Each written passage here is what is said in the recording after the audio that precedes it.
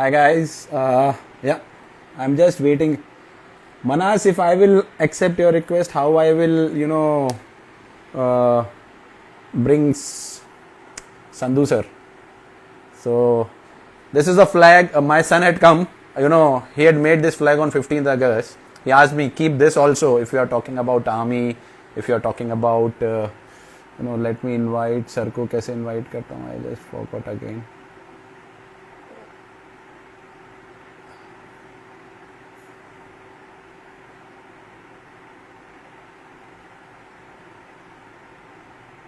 Yeah. So he asked me, keep this flag. It will look awesome.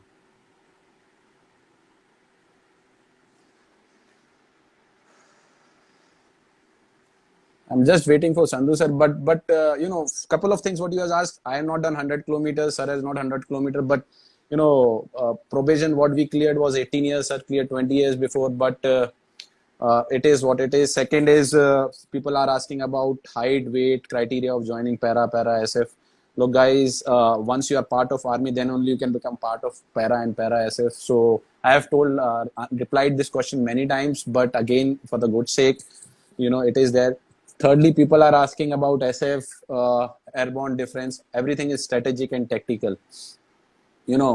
So it is about nothing about who is the best, what is the best. It is about Kamaldeep replied. Connect with him because not many people have asked very personal questions about sir shifting from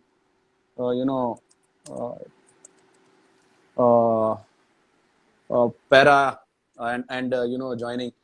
People are so senseless, and people don't understand. You have not even served in the nation army, and then you come with so weird things. But I will leave it sir to answer. And I know I don't want to comment on that, but he is already there. In a minute he will be joining us. Yeah. Hi, Welcome sure. back, sir. Thanks, man. Thanks. कोई शायरी हो जाए sir before setting the mood. Yeah, no, I was just looking at something. The most appropriate I found was written by Allama Iqbal, where he talks about the word, honor and pride, the things we were talking about. So just two lines. He says, "Tire lahuti." Tire lahuti is the angel bird, like Gabriel. है ना? Tire lahuti, उस risk से मौत अच्छी, जिस risk से आती हो परवाज में कोताही. Means कि उस risk, उस anything that dampens your wings or shallows your flight, उस चीज से मौत अच्छी है. So never let your flight be dampened by anything. Always rise high and above everything that you do in life. Yeah, there is no compromise, and fly, spread your wings and go. The world is honor and pride, most important things. Yeah, whatever you do. So I think every soldier fight for that, whether it's honor of your section, your man left and right, honor of your family, honor of your regiment. Now namak nishan hai na. I think that sort of defines for me personally, it defines everything. Whatever you do in life. I think so. I totally reciprocate the same, sir. Abhimanyu पीछे से आया sir. अभी Abhimanyu आया. This flag he made for 15th August में school के लिए ना virtual classes में. Nice. He said, keep this also. You are wearing combat. Keep this also. So I said, okay, nice time. Good, thanks. Good, really nice. Yeah. So sir, you have seen many questions which has come about. First of all, your decision to join the British Army TA, and I will leave everything to you. Secondly, people are very inquisitive about how they are different, whether we are good, they are not, you are still serving, and what we are better, or what we can learn from them, and how it is, and why you decided to join. Why I'm not talking, I don't want to touch about that. I will about why you left. It is you have already a day that you give for the nation is more than what people are sitting and just talking about. So something about your life now, sir.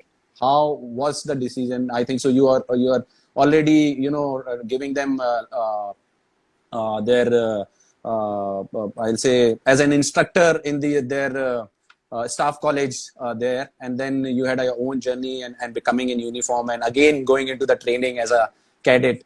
So something I'm just now quiet, and I also want to know more, sir. There.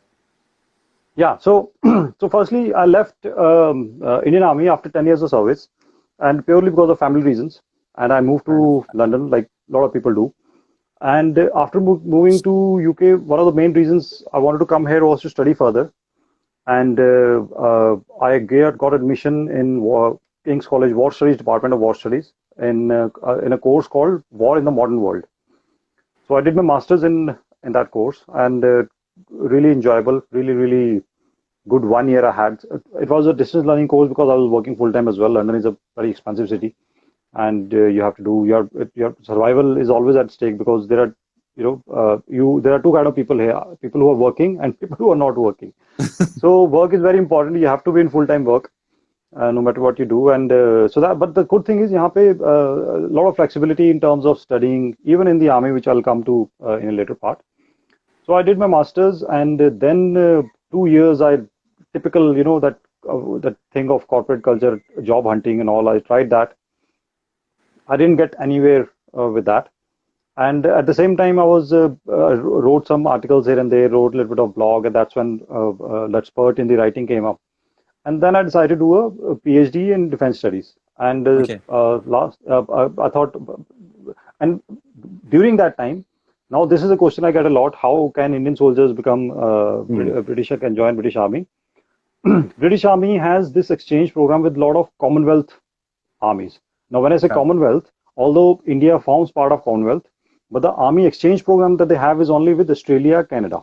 Correct. These are the two like queens, because the armies still maintain their association with the British Army.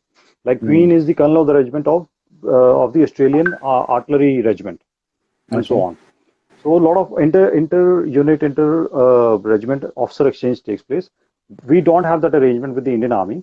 So for me, I had to quit the Indian Army, come here. I became a citizen of UK, and then I was able to join the British Army. Now, British Army recruitment, it keeps changing according to their needs. Sometimes the army needs to expand. Sometimes they expand the regular army and they hold the reserve component.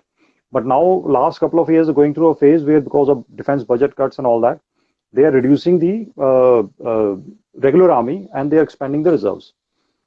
Now, when this happens, so I think last 4 or 5 years ago, a lot of officers were like, I never heard of this term that an serving army officer has been made redundant. And this is a term we hear in a corporate culture only. You never heard of that serving army officer, that because that post is not there anymore. So he's made redundant, and he has to resign and quit his job, and no matter how well he's doing. All because of defense cuts and all that was taking place. But recently, they had 2 years ago, I think there was a news that came that they have opened selection to the Commonwealth armies, including all the Commonwealth countries. Okay. Now, that is theoretically, that is still open. That route is still open, which means people from India who are eligible and who pass their criteria can still join the British Army. And there is a clause that says that it will help them in settlement as well later on. But practically, because of COVID at the moment, everything has been put on standstill. It's because they have to come here, pass some tests and all that. So it's not feasible to fly people to UK and then conduct their tests and all that, and then sort of make them join or leave. So it's not happening at the moment. Plus, second main thing that happens is, because as long as they're getting the required pool here within the UK, they're now going to go down to Commonwealth countries. So theoretically, yes, but practically they're still recruiting. The main pool being recruited is from the UK only. Okay. That's why, because for me, once I became a citizen of this place, because I lived here for 10 years now, it became easy for me to join the army. And the reason I joined the army, because I thought it will facilitate with my studies, with my background, my expertise and all will be put to some good use, kind of thing. Although there are a lot of skills that you can transfer to corporate culture as well and all that. But I thought if I have the chance of joining the army and then seeing it up close and getting that experience behind me, so that'll be good. So that's why I joined the British Army, and then decided to go through Sandhurst as well, because after going through NDA, IMA, Army War College, I thought Sandhurst was a very reputed academy, well known. Our old ex-generals had been through there. So, and after going to Sandhurst, I found out that not many people here, who are even kids who have grown up around Sandhurst, know anything about Sandhurst. So it's such a, all the whole world knows about it, but the locals who live around that place, they didn't know about it. And it's I think that's where it's a hollow army sort of sells itself, huh? Yeah. And good experience of going to Sandhurst. Did 8 weeks of training there, and same basic tactics, what we learn, and subtle differences between what we have a color sergeant here, and he makes us do everything, teaches you everything. In India, we have cadet appointments, huh? Senior cadets Correct. teach you everything in the academy, from how to wear equipment, how to wear everything from drill to eating to everything kind of thing. I mean, eating and all is not every kid knows all those basic manners anyway. And so that was a lot of good thing. Now, subtle differences like we have sections of 10, whereas here pe section is of 8 men. Okay. So those kind of things. So, things like section commander doesn't participate in firefight, whereas the leader has to lead from the front. Correct. So those kind of things. When weapon equipment is slightly different, they use the whole equipment is on 5.5, 6 mm and all that. Okay. So some differences, some unit messes में जैसे there are some traditions. There are some traditions that we took over from British Army, British Indian Army, and we have stuck to them. But these here they have moved on and they've evolved. For example, the hierarchy within the officers. So in a mess, when we are in the mess, other than the CO, the commanding officer, who's a lieutenant colonel, I don't have to call anyone sir. I can call them by name. Even the 2IC, who's a major, when we are inside the mess or we meet them casually outside, I just call him by name. I don't sir him. And they insist, the only time I would call him sir is whether if I'm meeting him in his office or we are out in operations or training. Only other than these 3 occasions when I meet him, I just call him. But no matter how senior he is, how much service is put in, I'll call him by name. And colonel ko will either call him sir or will call him colonel, kind of thing. So, and of course, anyone senior to that, of course, will address them by their rank or by addressing them as sir. So these subtle differences. Whereas in India, we are very strictly, even 6 months senior guy, we keep calling him sir all through our lives. It's about tradition. It's about it's the traditions that all we follow, and it's set. Even like today, Sarfraz is 1.5 years, 1 year senior to me. Joe sir is again same course. Although we are same age group and everything, but that habit of calling them sir, no matter how, is something. It's something inbuilt in us, so we can't really get rid of that. So what about the standard parts, sir? Physical standards and I will say Indian. So abhi yahan pe na, the last 2-3 years only I have seen a lot of changes in the physical tests. Like earlier, the physical tests have changed where it has become much easier for junior officers, because what they've done is they have standardized the physical test for whole age groups. There's no difference between 25-year-old and 50-year-old. So I think it's breaking up in between. So in like BPT and all, we get 2 minutes for additional 10 years and all that. PPT maybe we get 2 minutes, 30 seconds for every 10 years or something like that. यहाँ पे ऐसा कुछ नहीं है. There's a set standard test for the whole age group, all age groups. So the tests are slightly easier for the person who is fit, and the person who is like really weak, they'll have to struggle to pass that test. Otherwise, an average person who is fit and all able to do that, so they are able to do that. As far as selection process is concerned, it's the same selection process. So there's a selection center where troops go and report, and you stay there for 2 days. So you're tested on your firstly medical.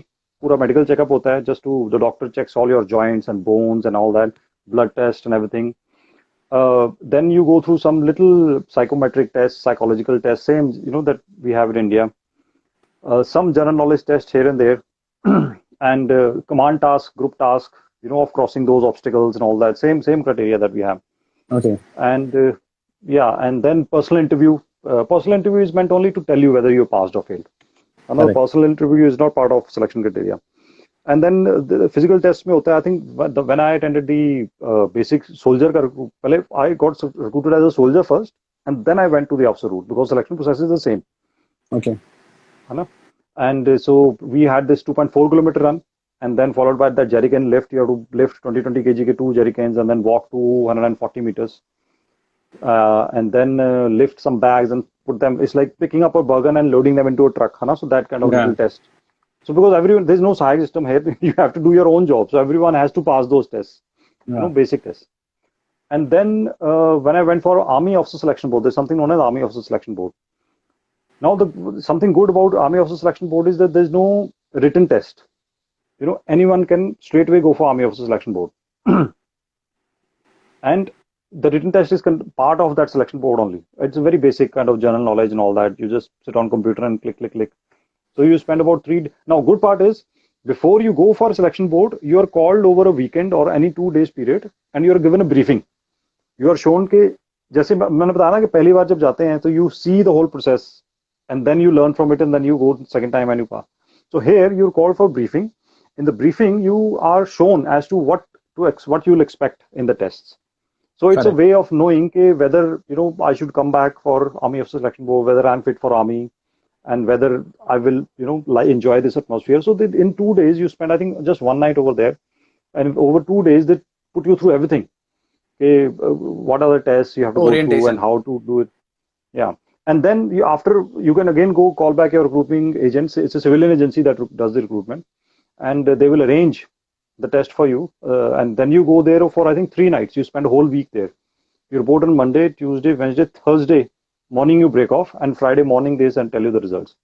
Okay. And so 3 days you do the same thing, all the written tests, and there's something known as planning exercise. Something like appreciation, how we do learn to do appreciation after doing JC and all that. Correct. So something similar to that exercise we do in our selection board also, where you're given an exercise and then you put everything, your plan on paper, and then sort of present it.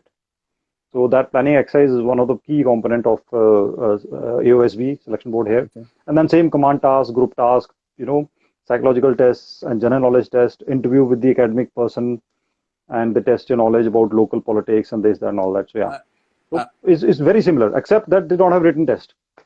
Correct. So you carry your wings abhi from Indian Army, or you have done the jumps there, sir? Abhi any para jumps done there, or still? I have abhi because of COVID and all the courses have stopped. So but now slowly they're getting back. So I booked earlier. I had booked in October first week, but that got cancelled because they couldn't get the things right. I think I booked the second lot sometime in mid-October. That should hopefully I should be able to do that. But despite that, I am allowed to wear foreign wings. As I wear Indian Army wings as foreign wings on the uniform. A lot of officers do that. Correct. So I just do that. So you wear the Indian Army wings also, and then you did our exercise, our Yuddha Abhyas with the US Army. US. So both the wings you will be wearing now. Yeah. I wear both the wings. Yeah. That's good. That's good. And sir, now there are questions which I was asked, heard about, Royal Marines and Green Berets. And so anything which you would like to share there? I think so. Yeah, so those are regular armies, now the only thing is I am part of reserve army, so our commitment is not much. Although we train once a week, our pace of training is very slow, and it's just a reserve army. The role is slightly different. It's not earlier. It used to be called Territorial Army. Now they changed it to reserve army because we are reserved to the regular army. Okay.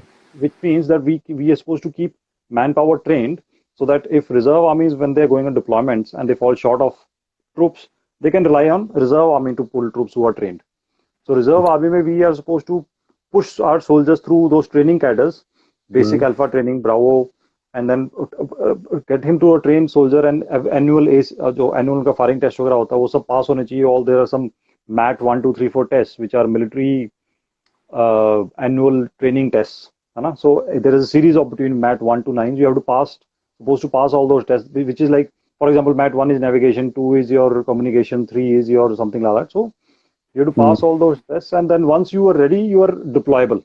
So regular army can pick you up, and then you can go and do a stint with the regular army and come back. So that's the main role of reserves, rather than in India, maybe the role of territorial army is slightly different. And our commitment and reserve army is only 27 days in a year. So overall, you're supposed to do only 27 days. People do more, but minimum requirement is 27 days. Plus, you get annual bounty and all that if you keep doing 27 years every year. So there's a sort of motivation for you to do that. The Royal Marines and all those, the paras and all, the paras component is very small. They have only one brigade. Okay. And only 2 battalions, 2 para and 3 para, which form part of 116 Brigade. And the selection process is the same. There's something known as P Company, which is like our probation. So you have to go through P Company. Another thing is the resources are slightly less because people who qualified in P company, they get a parachute badge, but without the wings. So they are wearing a parachute badge without the wings. You'll see a lot of people doing that because they have qualified in P company, but they have not done their jumps yet. So Okay. once they do their jumps, that's when they get their full jumps. And there's sometimes there's a gap of 2 to 3 years between that. Oh, Unlike us, when as soon as you clear your probation, you straight away go for jumps, है ना? So यहाँ पे because of dearth of not resources, but I think it's a small army, small components, so that's why it takes time for them to get qualified and all. Yeah. oh. So yeah, Baki more. I think equipment is slightly different, है ना? So you people are organized around it slightly different. Tactics so basic same ही है everywhere, है ना? Fire and move, that Yeah. section battle drills and those are the same everywhere. And I There's do nothing agree, different, sir. yeah. I do agree that when it comes to basics of soldiering will always remain same. Yeah, yeah. Tactics will remain different. You have what kind of warfare you are going. So it depends on Yeah. that way. But the basics still remain the same. It's only the element of technology, the element of the third eye, what you call about, is what changed the game changes. But still, the basics of Yeah. soldiering is ultimately infantry has to go and capture the ground. Yeah, that's true. I mean, at larger level, the way divisions are and all are organized, they're slightly different, because the equipment is slightly different. And the army aviation maybe forms part Yeah. of core, fighting arms and all that. So those subtle differences are there. Otherwise, basically, I would say. One question which has also come, sir, and you must have also seen people asking about, feeling of discrimination or any experience of discrimination. What you have No. you ever There's experienced? nothing. No, I have personally never felt like that. I've never experienced that. And secondly, there's a very strong policy. I mean, the CGS, the Chief of General Staff, has mentioned that anyone going through that investigated and the CO will be sent home. Okay. So they're very, very strict about that because it's a very multicultural army. British Army, they Correct. take, as I said, a lot of common folk soldiers come. There was a case of Fijian soldier who put in a case that I was discriminated when I was deployed with the unit in Afghanistan somewhere, and he was paid a compensation of some, I think, £100,000 or something like that, maybe more, and he won that case. So they're very, very strict about that. There's no something like that. So I will say the British or London. I have been London couple of times. I mean, it's such a mixed society. You don't feel like you are in a particular community kind of a thing. You will find people from each part of the world there. It's such a vibrant culture, society, and that's why I say you don't feel that kind of whether it is discrimination, whether it is about racism. I've never felt there. It is it is as plain and as friendly as it can be as a country. Yeah, it's all about merit. It's all about, and plus, you know what? As they say, you see what you're looking for. So if you go out looking for discrimination, you will find 10 examples. Correct. And sometimes you just need a reason. Okay, yeah, मेरा promotion नहीं हुआ, so let's me use discrimination as an excuse. But most of the time that is not the case. It's only mostly the guys is lazy. It's all pure on merit basis and all that.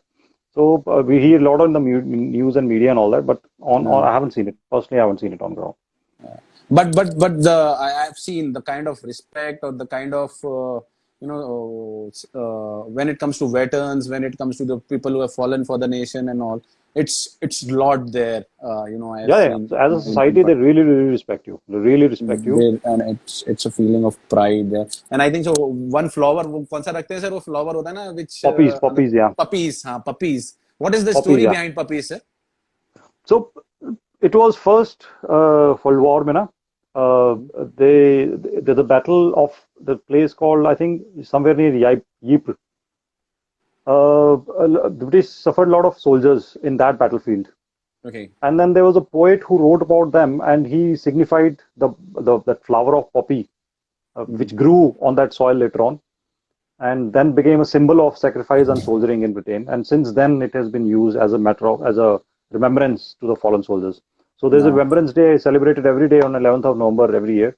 And then every month prior they start. Everyone across the board wears that kind of thing. Yeah. So it's really good that the connection between the soldiers and society, say that has coming from the two great wars that were fought. That was very strong. In India, we never see that because although the Indian Army fought those wars, but as a society, we never saw that total war being fought. So there's a big distinct difference between people who don't have any army traditions and the people who have served in the army.